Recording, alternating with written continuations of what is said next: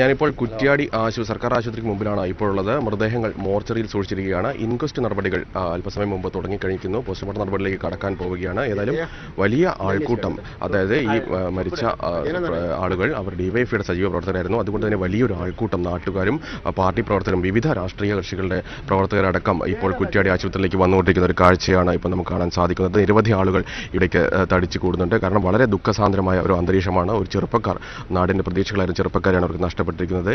ഏതായാലും കൂടുതൽ വിവരങ്ങൾ പങ്കുവെക്കാൻ നമ്മുടെ CPM തന്നെ നേതാക്കന്മാർ ഇവിടെയുണ്ട്. അവർ എന്താണ് ഇനിയുള്ള നടപടിക്രമങ്ങളിലേക്ക് കടക്കുക എന്ന് പറയാം. എന്താണ് ഇപ്പോൾ ഇനിയുള്ളൊരു നടപടി എന്തായിരിക്കും? അപ്പം ഞങ്ങളിപ്പോൾ ആലോചിച്ചിട്ടുള്ളത് ഏകദേശം ഉച്ചവരെ കിട്ടുന്ന ബോഡികൾ കിട്ടിക്കഴിഞ്ഞാൽ 4 മണിയോട് പൊതുദർശനത്തിന് വെച്ചിട്ട് കൊതോട് സ്കൂൾ പൊതുദർശനത്തിന് വെച്ചിന് സംസ്കരിക്കുക എന്നുള്ളതാണ്.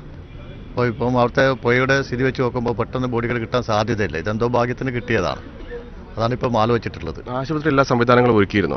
ആശുപത്രി എല്ലാ സംവിധാനങ്ങളും ഇവിടുത്തെ എല്ലാ നാട്ടുകാരും അതുപോലെ തന്നെ ആശുപത്രിയുമായി ബന്ധപ്പെട്ട ആളുകളെല്ലാം തന്നെ സജീവ രംഗത്ത് വന്നുകൊണ്ട് എല്ലാ കാര്യങ്ങളും നിൽക്കുകയാണ്. ഡോക്ടേഴ്സും പൊതുപ്രവർത്തകരും രാഷ്ട്രീയ പാർട്ടിൻ്റെ എല്ലാ ആളുകളും കൃത്യമായ രംഗത്തുണ്ട്. 5 മന്ത്രിമാരോടൊപ്പം ഇവിടെ വന്നിട്ടുണ്ട്. എല്ലാവരും ജനപ്രതിനിധികളുണ്ട്, എല്ലാവരും ഉണ്ട്. ഓക്കെ. അതുപോലെ ഈ പോസ്റ്റ്മോർട്ടത്തിൽ ഒരു ആശയക്കുഴപ്പമുണ്ടായിരുന്നു, ചെയ്യില്ല എന്നത്. അക്കാര്യത്തിൽ എന്താണ് സംഭവിച്ചത്? ഞങ്ങളിപ്പോൾ ആലോചിച്ച നിയമപരമായിട്ട് പിന്നെ ഭാവിയിൽ ഈ പാവപ്പെട്ട കുടുംബങ്ങളാണ് ഇതെല്ലാം. എന്തെങ്കിലും ആനുകൂല്യം കിട്ടുന്ന ഇല്ലാതായി പോകാൻ വേണ്ടി പാടില്ല. അതുകൊണ്ട് പോസ്റ്റ്മോർട്ടം ചെയ്യണം എന്നൊരു അഭിപ്രായം മൊത്തത്തിൽ വന്നിട്ടുള്ളത്.